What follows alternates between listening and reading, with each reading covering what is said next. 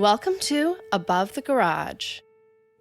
All right, you guys, I am so psyched for this one. Rewatching Succession last week. It's just so fucking good. Let's do this. Let's do our round of introductions and dive in. Hi, I'm Kimberly. Hi, I'm Scarlett.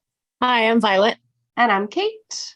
All right, so this episode of Succession, season 4, is entitled The Munsters. It's written by Jesse Armstrong and directed by Mark Mylod. All right, so last season left us with Logan once again fucking over his children. I'm losing count at how many times he's done this now, or thwarted them trying to fuck him over. But they've generally had good reason, and he has not. So before we dig in, what did you guys think of the finale last season, since we started podcasting after that? Do you think Tom made the right decision betraying the kids in favor of Logan? No, because I think Logan's an asshole. Yeah. Like, I'm all for Tom fucking over Shiv because she treated him like shit, but Logan's gonna care about him for about 5 seconds, I think. Exactly. Yeah. Something about Tom always strikes me as being like the most evil in some ways, because it's like he doesn't have any. I mean, it's like what he said to Greg in this finale, like, you want to deal with the devil or whatever. Like, yeah, that's how I see him pretty much. That's funny. I don't. I'm starting to, I guess. Yeah. But previously, like, I always felt I really sympathized with him as far as like Shiv goes. So I don't know. Yeah, I sympathize with him like that for sure. But I guess I just feel like Logan is more transparently shitty, and Tom is more like he's got schemes and plots, and there's always like a long con happening. And so that's more like evil to me, because it's like it's a premeditated thing, whereas Logan just has like a rage problem. Do you know what I mean? And he seems empathetic. I don't know, like he seems like all nice and stuff, and then like all of a sudden you see, like you said, he's always like planning to get ahead. So I just rewatched the first season and I was like, what's the deal with this guy? Like, he seems like he doesn't belong with everybody else. Right. I do think that is accurate. God, and he's so fucking mean to Greg. Anyway, we'll get into that. So this episode opens with yet another Logan Roy birthday extravaganza, kind of like Harry Potter in that way. Logan's always having birthdays. Unfortunately, only presidential candidate Connor remains of his children, unless Logan's been successful with his new maca root sperm building diet. I just laughed when they were done singing happy birthday and he turned around and he's like, for fuck's sakes, or something like that. Yeah. Meanwhile, Roman's in a sweet fucking pad, a glass house no less, lest they throw stones. And he's on a call with the 100 when Kendall roams in. But we don't know what the 100 is yet. And Shiv comes in. The traitors trio is still together and still completely untrusting of one another. Roman and Kendall accuse Shiv of trying to escape their little deal they're working on with the 100, whatever that is. And she's like, no, I'm just talking to people about the election. So basically, yes, she is not all in. And we learn Logan's selling company in 2 days. Kendall wants Shiv all in because he's a junkie and that requires big shit. Always chasing the high. Roman's only worry with 100 is it literally too fucking good? Why has nobody done this before? Shiv needs to get serious like them. And she swears she's in, but like clearly she's not. But yeah, I wonder how much time has passed. Like the other shows that we've done is like a immediate pickup, but I do wonder how much. I guess not that much because he was trying to sell the company previously. I feel like maybe a month or two, like just enough time for everybody to be like scrambling around. Yeah, because it's kind of the same status, I think. Tom and Shiv have declined a little, but my favorite line from that short little scene was, "You look tired and your face is giving me a headache." I really relate to that because a lot of people's faces give me a headache, so I think I might use that at some point. Is my face giving you a headache right now, Kimberly? Yeah, do we need to turn our videos off? Yeah, you probably should. No, I'm just fucking with you. Their place is nice. I think it's LA because Roman says later in the episode, like, I want to go back to my house in LA and just like jerk off or something. Makes sense. And it's like the polar opposite of New York, so kind of works. It looked very LA-esque. I forget how opulent and incredibly huge these houses are on this show after I've, stopped watching it for a while. New season comes, I'm like, holy fuck. Like, and then obviously later on there's like $10 billion and I'm like, holy fuck. Oh, yeah. I enjoyed that too when he's like, you guys know how much a half a billion is, right? Because they're talking about it like you're talking about like $9.50. I'm like, wow, that's just absolutely insanity. Yeah. But it's nice that kids are sort of trying to stick together. instead of abandoning each other. Yeah, apart from it was funny when Shiv comes in and she gives Roman a kiss and she just looks at Kendall like, nah. Who is you guys' favorite child, by the way? Roy kid. Oh god. Roman. Roman's definitely my favorite. Roman for the lols, but I think they're all fuckwits. Yeah. I kind of hate Kendall. Like, maybe not even Loki hate Kendall. But I'm also rooting for him. So, like, that's the fucking beauty of the show. I kind of fucking hate everybody. But I'm still, like, very invested in it. Who's your favorite, Violet? Yeah, Roman. Yeah. I'm still liking Kendall, but I have issues with all of them, actually. Yeah. They all have a lot of issues. Roman, for me, is the most entertaining of the kids because I feel like he's written... I mean, they're all written extremely well, but I feel like he is definitely the most consistently written with his lines. And yeah, I do feel like he's a fuckstick. I do very much enjoy his lines and do laugh a lot. And Culkin's delivery is amazing. Oh my God, he's so good. Like, can you imagine anyone else playing this role? Right. I think his acting is my favorite too. I think that's part of it. The way he plays that character. Yeah. It's great. Although in the finale of season 3, I definitely, like, the first time watching it, there were like tears. Like when Kendall was having his breakdown on the street, I was like getting emotional about it. At the wedding, at the mom's wedding. It's so good. I love that scene. I rewatched it last night and it's one of my favorites. Too. And they're like such cute kind of like siblings, even though they also low-key hate each other. Well, Roman was actually good at being, I don't know, the way he was like joking with him and trying to make him feel better, and like the gin and tonic joke and stuff. I'm like, oh, that's kind of what I would want if I was upset. Totally. Exactly. No, they're like good siblings occasionally. Yeah. Did any of you guys ever watch The Thick of It, the show The Thick of It? No. It's like a British like political show, and the way that they like talk and kind of like the cleverness of the swearing and stuff is like the same. Yeah. I'll have to look at it. Yeah, y'all should watch it. It's really good. The writing's amazing. When we're done with this one, we should watch that. It's a great show. All right, so back at Logan's party, he doesn't have anyone he actually gives a fuck about at the party, so he's still miserable. Despite the huge W in the finale, he manages to tolerate the room full of relative strangers singing him happy birthday when Carrie comes in and he calls them the fucking Munsters, which I take personally because I loved that show as a kid. Anyway, Greg's got a new date, which is very exciting. I guess it didn't work out with Princess in the finale, and now he's got, in Carrie's words, Bridget random fuck from the apps, and Carrie is not impressed. From the apps. Birthday party is now a no pre-fuck zone in Logan's life now that Marcia has been dethroned. Yeah, how do you guys feel about Carrie and Logan? You into that? No. She's funny. She's like, it's so weird. Them together is really weird for me, but she's funny. But the thing you have to remember from season 3 that they learned in the finale is that Logan's taking like all this like sperm building maca root and shit, because apparently. Oh, they were saying he wants another baby. Yeah, I do remember that now. Yeah. He dislikes his current selection. Fuck stick. Needs a new successor, it seems. I'm sure the 5th one's the charm, Logan. Doubt it. Carrie's like confronting Greg about bringing a date, and then she says like, we're not a fucking Shake Shack, Greg. That like really got me. Yeah. That was so funny.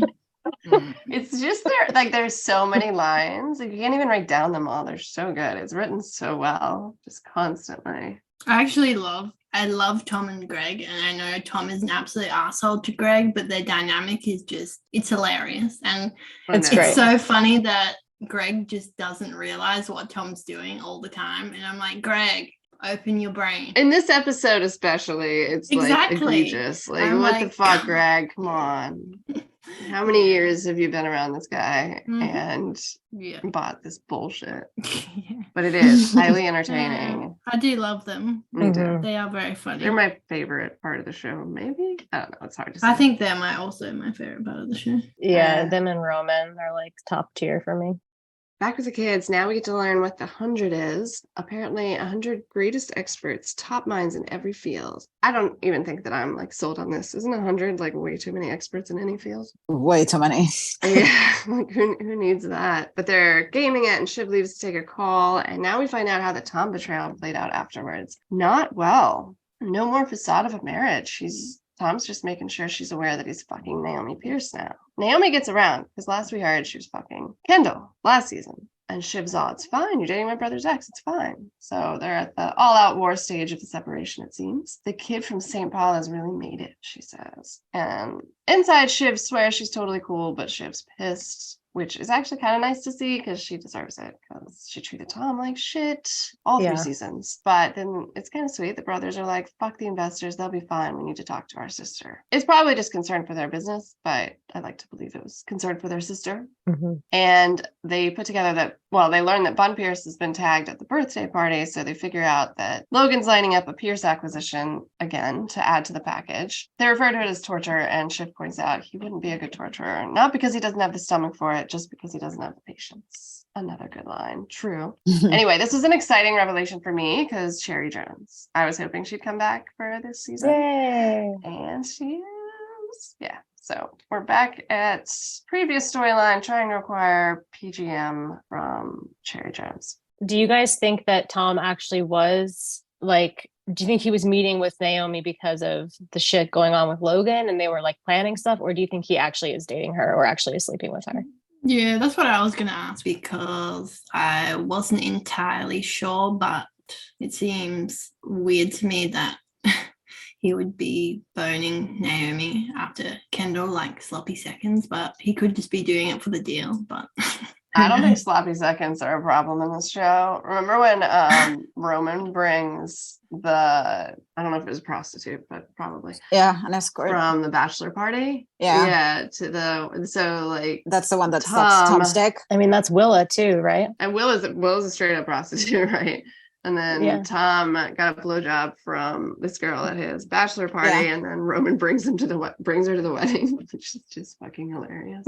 Anyway, I don't think sloppy seconds are much of a concern for this family, but I also don't think that he's probably fucking her. I think he's just trying to use it to make Shiv jealous, like calling and being like, I just want to let you know before you hear. It's such a, I don't know, insecure thing. I was surprised by her reaction because I mean she was mad, but she was hurt. I know. She did take it way more personally than I expected. Yeah. Mm-hmm. It's like, whoa, what's going on here? I think that Tom is trying to unsettle her too. Like he's trying to use stuff to kind of like, that's again where I'm like, he's so evil and twisted. Like his plans go like layers deep and I can't figure out like what his game is. Cause I'm like, is he calling her and telling her that to make her think that he's fucking this girl so that she'll be like unsettled and her deals won't go through well because she's like emotionally compromised. You know what I'm saying? Like, it's like, what is he doing? I think you think he's way smarter than I do. And I'm not saying you're wrong. I'm just saying, like, I can't imagine him like being smart enough to. Yeah, but you could be right. And obviously, he fucked her over when nobody expected it last season. So he just does so many things where you're like, it's out of nowhere. And then also just the way that he talks with Greg, like we were talking about before, where he seems like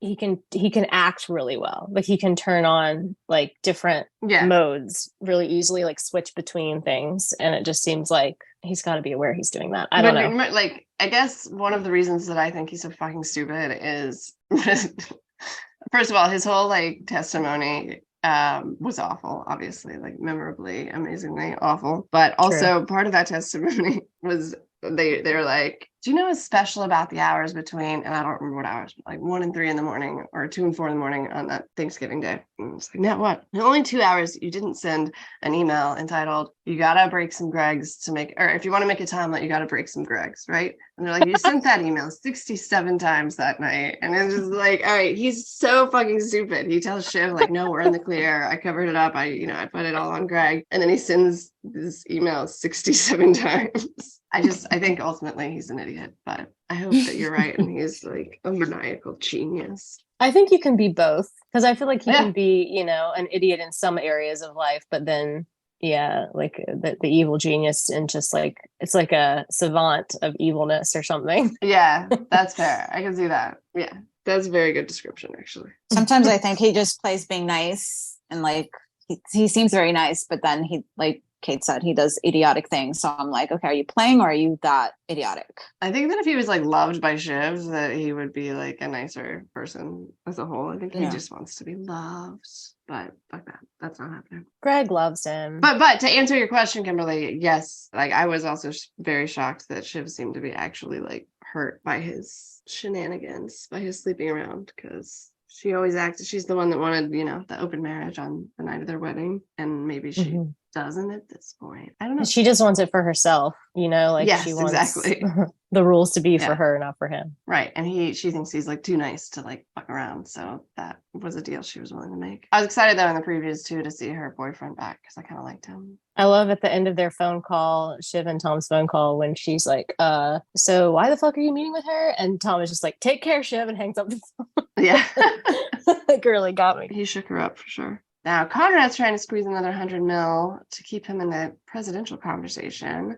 He still has no fucking chance of winning, but his escort girlfriend, Willa, is looking extra pretty this year. Like, maybe more presidential wife-ish, even though he has no chance. I really like Willa. I also really like Willa. It's funny when finally last year she was like, sure, what the hell? Let's get married. She's very honest with him about how she feels about him. Like she's not like faking it really. He knows that she doesn't really love him. Right. Like she won't say I love you back. Yeah. It's such a comical relationship. Like it's just so well written, this show. Everything's so awkward. But yeah, I like Willa too. Now, Tom's telling Logan that Naomi thinks Nan has lost all interest in her business. So the left is also going after them now. Naomi's flying out to reassure, and Logan asks if he's heard from the rats, his new name for his kids. And Tom lies, no. And then he broaches the topic of the divorce situation in the brilliantly awkward way only Tom can. What would Logan's view be were a marriage such as mine, and even in fact mine, if that were to falter to the point of failure? We'll always be good, right? And then Logan does that thing he's so good at, which is to basically say, no, I'm not going to give a fuck about you once you're divorced, by just saying, we're good. And Tom's like, oh, that's heartening. I'm heartened by that. And it's just a great classic Logan and Tom exchange. Because that's what we were saying earlier. He's not going to give a fuck about you in 5 seconds. Why do you think that he would? Tom's wording in that whole section was great. Just used like 200 words to say one sentence, basically. Right, yeah. And then pretending like all is well when clearly all is not well. Yeah. When Logan walks away, he like says something to somebody like about Tom being an idiot, like get this idiot some food or something. I don't remember the wording, but. Oh, yeah. He's off his nut, I think he said. Yeah. Yeah, Carrie, get him some food, I think. Yeah, that'll fix it. It makes me laugh because like Logan kind of rambles like that sometimes, and I'm like, you're off your fucking nut. Oh, later. He's off his fucking nut at the diner later. Yeah. Like, Jesus. Get this man some food. Yeah. Back with the kids, Roman's reading the room that Shiv and Kendall are both obviously thinking they should buy PGM instead of the 100, and he's right. So then they fight the 100 versus PGM. PGM is a much better business than the made-up company of dreams that they're willing to pitch. Instead of small, new, fast on their feet, they want a legacy, half-dead media, Roman argues. Kendall remarkets it, a Daimler that's been in the barn for 20 years. And it's interesting that it's not the personal fucking going on that they're really upset about, but the business fucking. Again, Shiv may also be upset about that, but they really don't want him to get his hands on the Pierce business. And Kimberly, we finally get actual numbers. So they think they'd have to pay 8 or 9 billion to buy Pierce, and then they think they'll get 2 or 3 from Waystar for Gojo, and that leaves about 66 to 75% that they'd have to finance for the rest, which adds up that they think that's doable. And that's when he says this line that I love: Shiv the yummy dummy dummy, me the fearless fighter of the good fight, you as the dirty little fucker pushing the sales button, new Jim Roy's, we have a fucking song to sing. It's really very well described, everyone, I think. Shiv, ever the political analyst, says we have a seminal election about to happen, and it's fucking 1933, and I want to have a say. Which I believe is referring to 1933 Germany, which was certainly a seminal fucking year. And that's something that's been like going on too in the background, is this political, I guess it's kind of like the climate in our current American situation, where it's like an extreme right wing coming into the election. Yeah, and just everything with ATN and like Logan selling out to the to them, and Shiv being like, for a second morally opposed to it. Right. Probably won't last long, as you're saying. But it works well with PGM too, because obviously Nan Pierce is not a conservative the likes of Logan, Right. Shiv is smart to use that angle. Yeah, and when they have the meeting and they're like, she likes you, like they know that Shiv can relate and Nan can relate. They can relate to each other. Right, in a way that definitely Logan and the rest cannot. Or the boys, really. Exactly. Back with Tom and Greg, Tom's really doubled down on bullying Greg. This time he's shaming him for his date's enormous faux pas, a ludicrous bag, monstrous, gargantuan. And then we learn they've given themselves the lovely moniker, the Disgusting Brothers. And she's just just another tick on the charts. Anyway, Bridget fucking app comes up and says maybe we should go because she's asked Logan for a selfie. And that went as could be expected. She really is like such a fucking idiot. A really bad date to bring Greg. Really bad. I love that whole line from Tom. She's brought a ludicrously capacious bag. What's even in there? Flat shoes for the subway? Lunch pail? I mean, Greg, it's monstrous. It's gargantuan. You could take it camping. You could slide it across the floor after a bank job. That was very funny. Yeah, because and at that point, I'm like, I think she's still just like a normal human being that they're just being really mean to. Mm-hmm. Exactly. And then, you know, obviously we find out she is actually an idiot. What's with the bag situation? Like, is this bag just really ginormous for rich people? Do rich people only have small bags? I don't know. I'm not rich, so I couldn't tell you. But no, I think it's just like such a random thing to like glom onto. I mean, like, yes. Hermes bags are quite big, if I remember. This is it's confusing to me. They're just finding things to pick on her about, it seems like. Exactly. I feel like Tom always does that to Greg anyway. Like, like the most random thing. It doesn't matter. He's just going to like bully him about something. So the first thing he sees is this giant bag. I mean, it was kind of a big bag though. The lunch pail.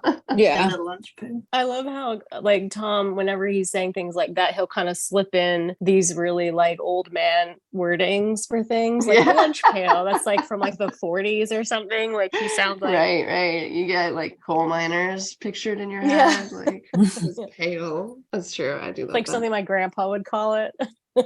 I really wish we had seen the scene though where she had asked Logan for a selfie. Like, I really want to watch that. I know.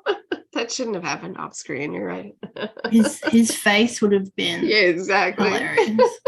Just imagining his expression is all that you need though, I guess. I'm actually surprised he didn't kick her out like right then. Oh yeah, just like scream really loudly too, right? Yeah.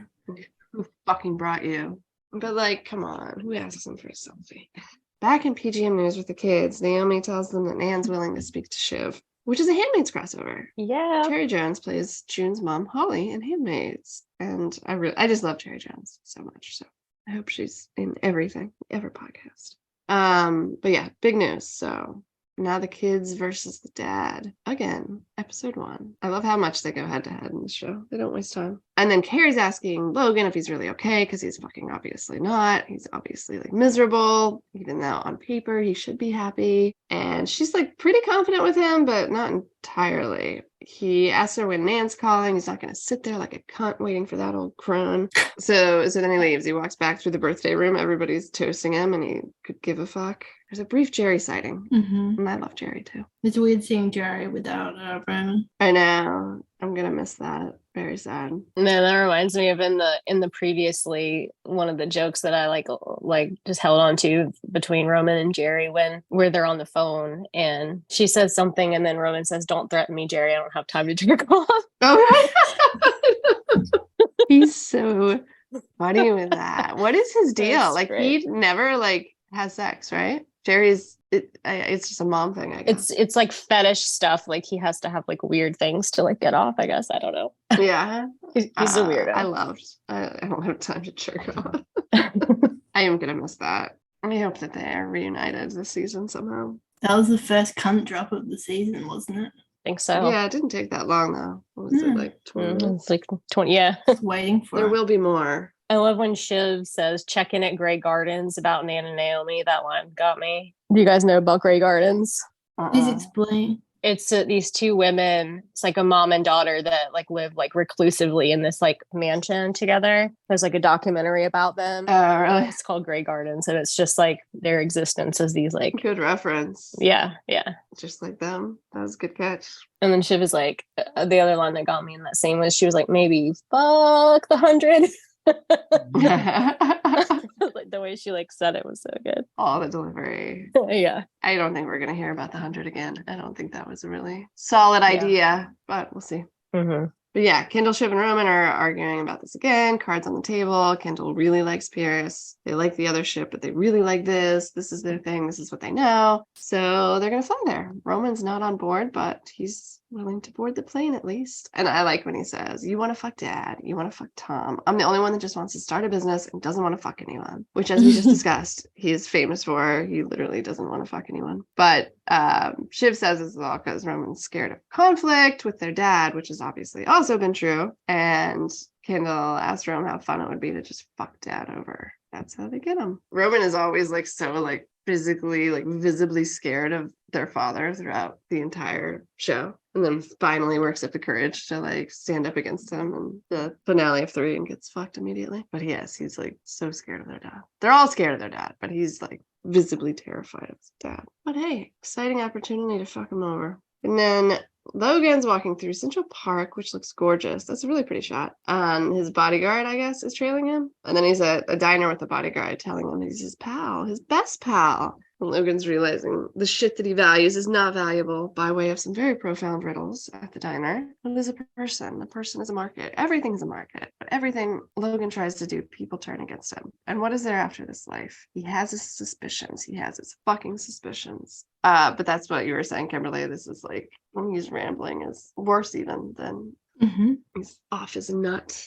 Do you guys feel bad for Logan? Are we capable as an audience of feeling bad for Logan at this point in the show?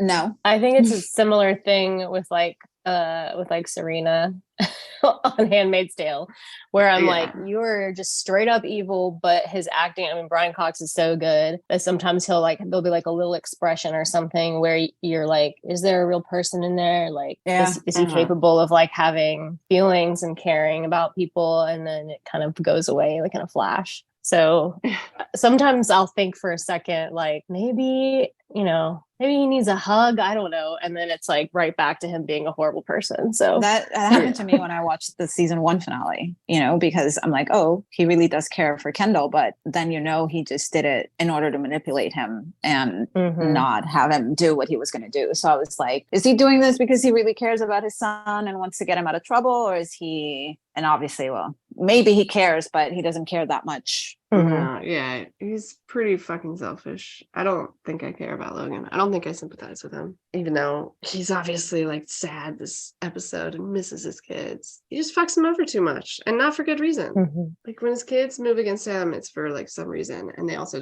just want his love, and he just kind of refuses to fucking love them. Yeah, and the other thing about like them, like I kind of feel like the mom in the season finale of 3, when their mom sold out their, like, changed the divorce terms or whatever, so they didn't have the majority. So fucked. Yeah, but it was like you could tell that there was an element of that thing where, and I think Logan's like this too, where they're kind of like, I don't want to just hand my kids everything and maybe it's bad for them. But it's like, exactly. Y'all have, like, you caused this problem. You know what I'm saying? Like, this is your problem and you made them like this. And now you're trying to take it back. Like, you can't do that. Exactly. You didn't prepare them to do things on their own. Right. So it's like, I mean, I think he loves his kids as long as his kids are doing exactly what he wants them to do or act the way that he wants them to. The moment they want to do something different or they're their own person, that's not no.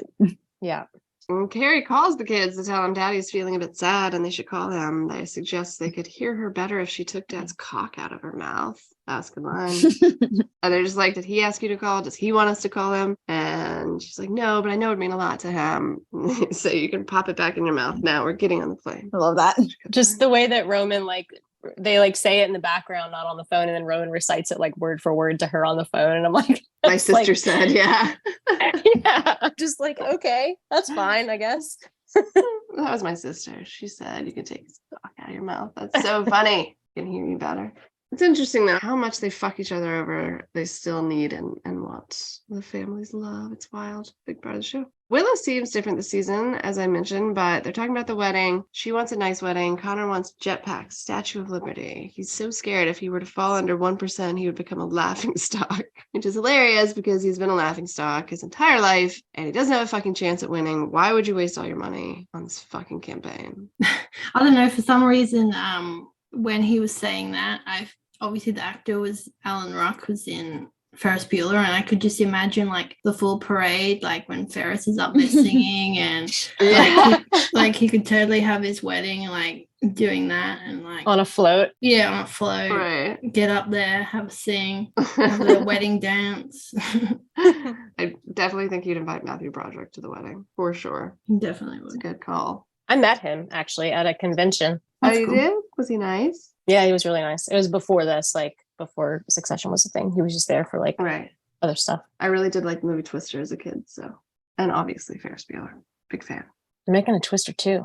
Are they? Yeah, I don't know how. That's exciting. Huh. But I don't know, like, obviously I'm not an American, and I obviously can understand that 1% is very bad, but why does he just want to keep 1% because he wants at least 1%, so he doesn't have like 0? Or is there a reason that if you get 1%, like you can, because it sounded like he has a say in something. I don't know. I wasn't 100% sure on that. It's like the thing, because like Willow was saying, which again, I love how honest she is about things. She's like, nope, it won't gain him anything. He just, just doesn't want to go below 1%. Like, that's just a thing. He'll spend millions of dollars on that. I think when they mean like the seat at the table is they're just saying like it'll get him a seat at the table. I think they're saying like you will at least, or as part of the seat in the conversation, or I can't remember how they phrased it, but it's like you might be able to converse about your political views, but if you're below 1%, like I don't know that it's a specific rule about being 1%, but it's just like anything below that is going to sound insignificant, like so insignificant that they're not going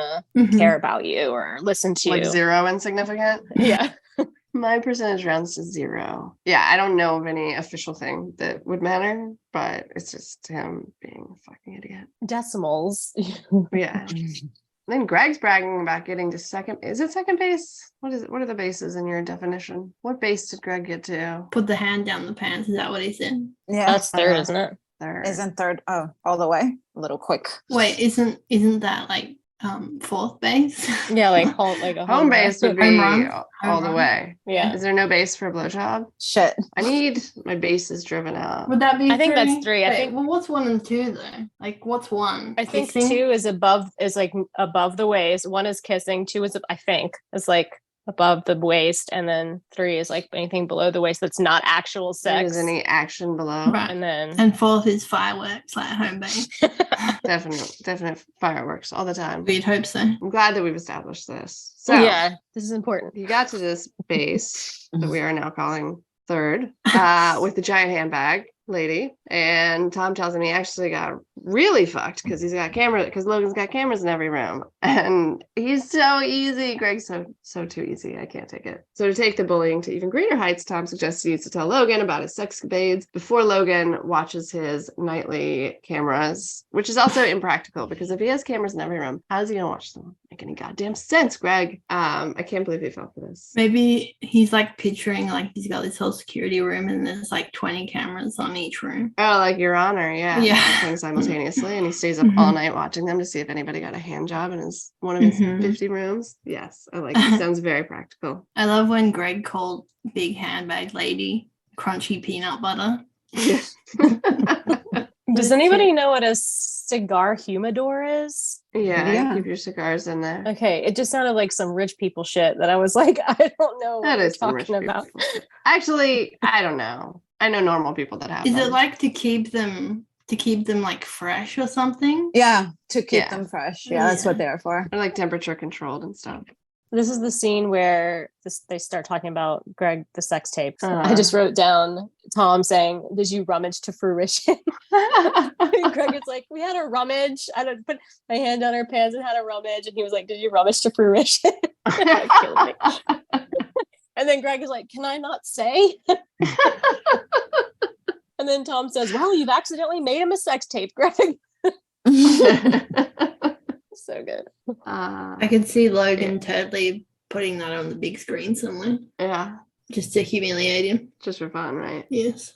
All right. So then Logan walks in, kicks everybody else. Party's over. Fuck off. The kids are landing at the Pierces meanwhile, and Naomi comes and tells them that Nan's having second thoughts. She thinks she might have a headache coming on, so she wants to wait a few minutes and see how that works out. To see if her headache develops. Yeah. gonna sit here for 5 minutes. Yeah, these rich people don't care. Like you've flown like on a private jet to your place, and she's like, I'm gonna headache. I'm sorry. might have a headache. It's really funny that they bother with an excuse when they're, very obviously saying, fuck off, she's having second thoughts.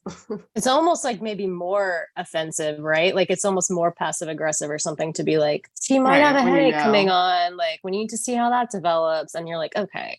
Right, when you fully know. That's not a real excuse. Yeah. And then Carl figures out the rival bidder is the kids. Logan screams at Tom to call his fucking wife. All the while, Greg's urgently trying to tell Logan he got a hand job in his house. Logan's so pissed off. Like it makes Greg like extra stupid. I can't believe Greg's whatever. Yeah, Greg's hovering like in the next couple of scenes is so funny.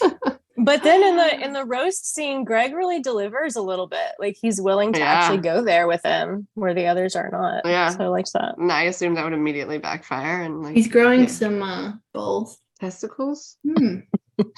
I like how like Tom's in the background when they're saying they've realized that it's the kids and he's like, nope, wasn't me. And kind of just, because obviously he's the one that it was him. Yeah, basically told Shiv that. Right. Yeah, so. By bragging about, trying to make her jealous. Keep that away. Fucked him over. Because he's always fucking things up. It flashes over to the kids for 1 second. Nan's decided her headache is not materializing. She is willing to see them. And then we're back with Greg, who has finally gotten through to Logan, it seems, about his hand job. And Logan says he finds him disgusting and despicable. But Greg's pretty sure he also kind of smiled. Yeah. I bet he did not. You guys think he smiled? No fucking way. Maybe, but maybe not in the way Greg is thinking of it. Yeah.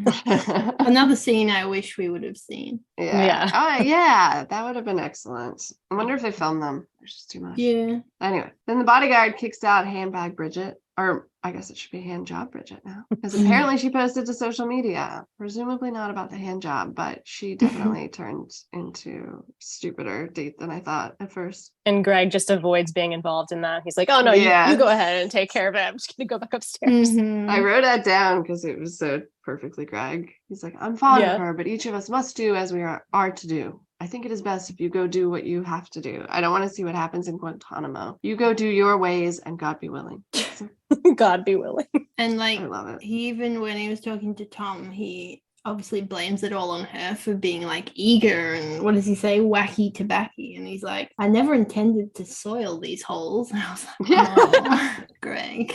Again, talking about like medieval talking like they're medieval kings or something, or medieval. Yes, you do it so well. And Cherry Jones shows up with the cheerfulest migraine I've ever seen. I love her. She thinks their previous deal is all wrapped up, though. She did not mean to inconvenience them. She offers them some bottles of wine as a consolation prize. Kendall asked if she'd like to just hear the offer since they're there and all. But no, the other offer's just too good. And Kendall tells it to her straight. Logan wants to take your property and fuck it. He loathes you and he wants to fuck you. Shiv points out with the upcoming election, only they can keep her spirit true. So liberals versus conservatives here. And Shiv's getting a divorce. Nan insists she doesn't want to talk numbers while obviously wanting to talk numbers. 8, 9, what's next? It's a good Rome line. I know it's so confusing. What comes next? 9B. But she wants to talk to her people. And Dave pointed out to me at this point, all Logan's got to do is to lay the sale to Gojo now, so they wouldn't have the money to do it in the first place, right? I would think. But maybe it's too late to pull out of that. I don't know. Do you have any Cherry Jones notes? I really love her.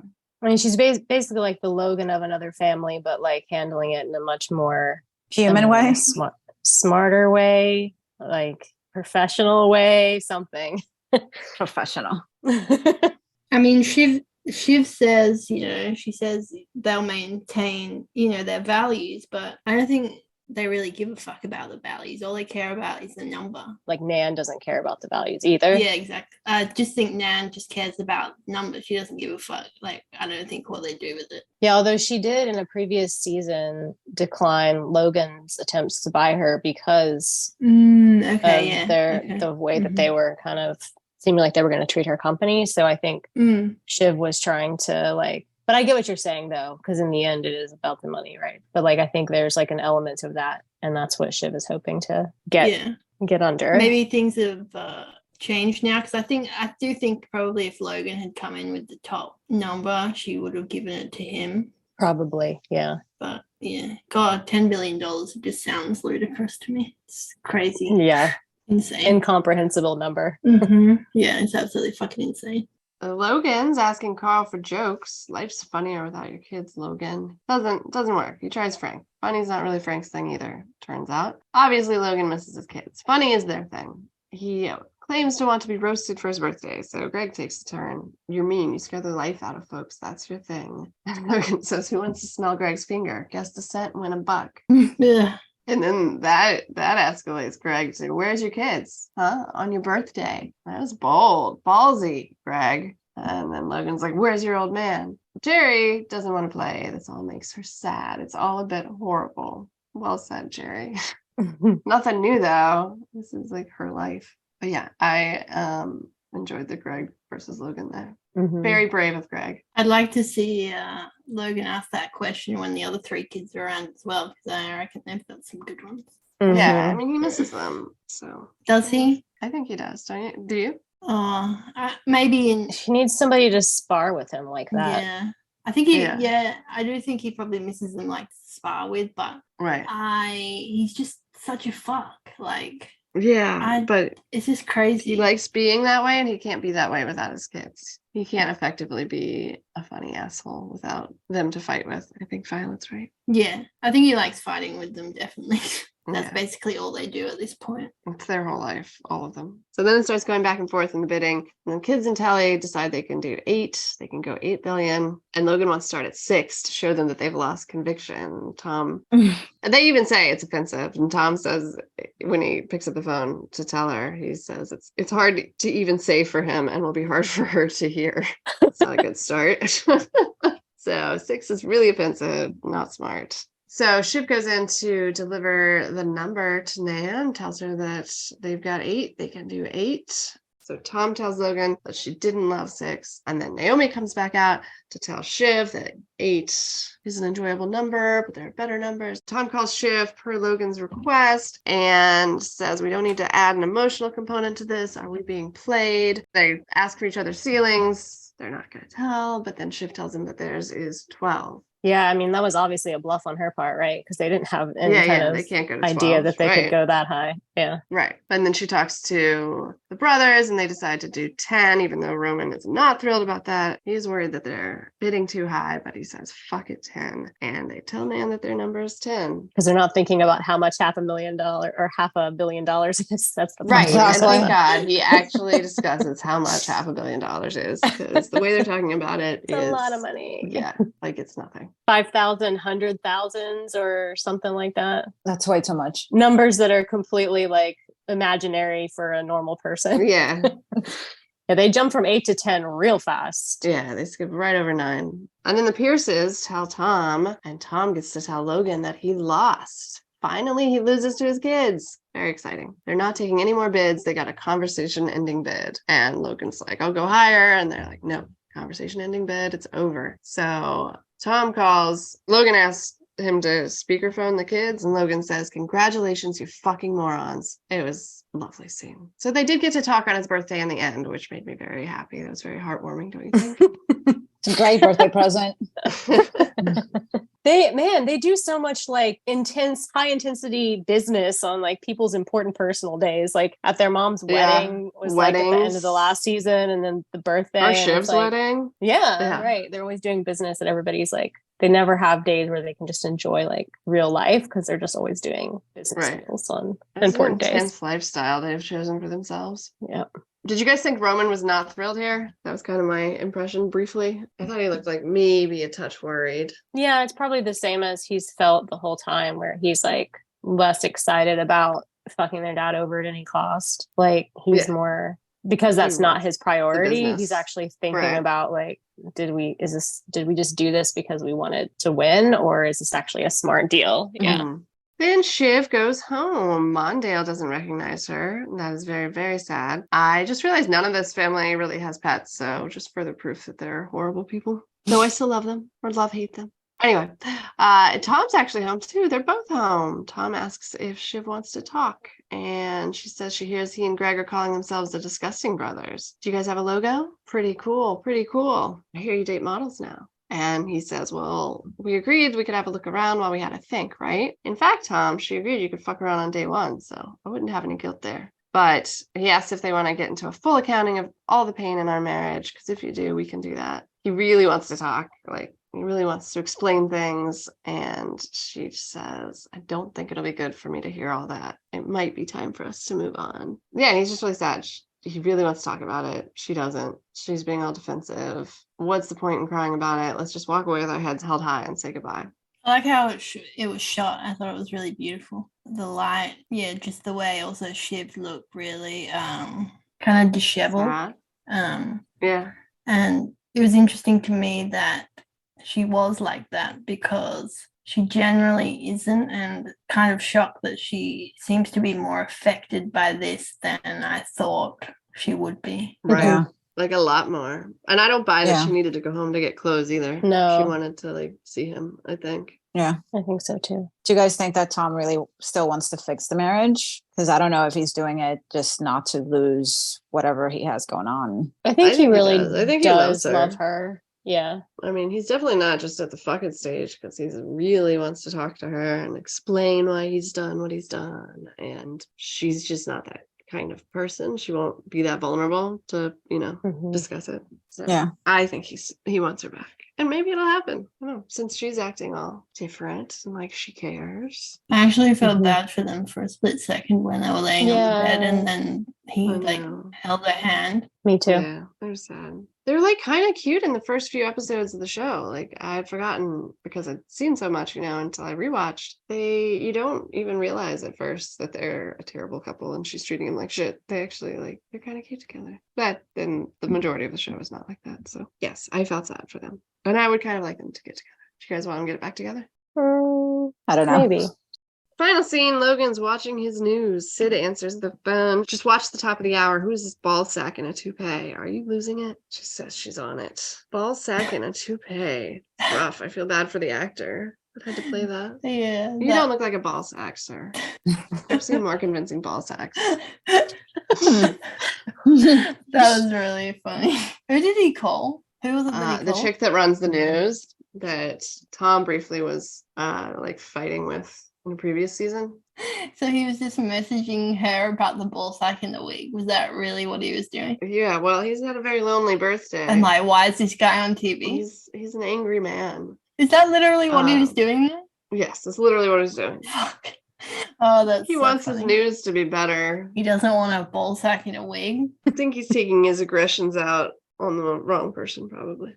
He's always taking his aggressions out on everybody, even like a plant that's just sitting there vulnerable in the corner. Probably. Yeah. What happened to that? Like in the beginning, he was, having all these like brain issues, like peeing on the floor and overfilling his coffee cup and shit. Well, I think it was like pre-stroke, right? Mm-hmm. I think it was just like warning signs that he was the stroke was brewing, right? Yeah. Tremor. Sounds like he might be having a fucking another one. I wonder if he's gonna die. Yeah, like will someone succeed by the end? Should be really interesting to see how they end the show. Yeah, I reckon he's gonna die. Because it's kind of like Game of Thrones, except God forbid it end like that. Like, it's called Game of Thrones and you forget as you're going on because there's so many stories, but ultimately the question is who ends up on the throne, right? And then it ends up being right. The most ridiculous answer in the entire world, which I'm sure will not happen here. But yeah. It's gonna be Cousin Greg. Yeah, it could be. But like Really? if you're doing a Game of Thrones style, it would have to be like that fucking planet you're talking about or something. I think, or maybe like handbag bitch, handbag lady. Oh my god, yeah. That's a good candidate, definitely. One of Kendall's kids. Oh.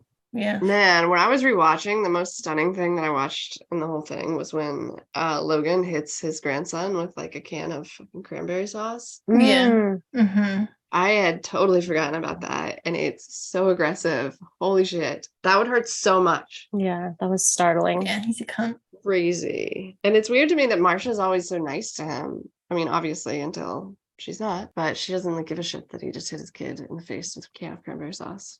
In summary, cunts. In summary, cunts. The end. Oh my god. All right, I think that's a wrap on our first episode discussion of Succession. Come back next week for episode 2. We're super excited. Thanks for listening. Bye. Perfect. Okay, bye everybody. Peace See ya. and love. Good night, everyone. Love. Good night. Have sweet dreams.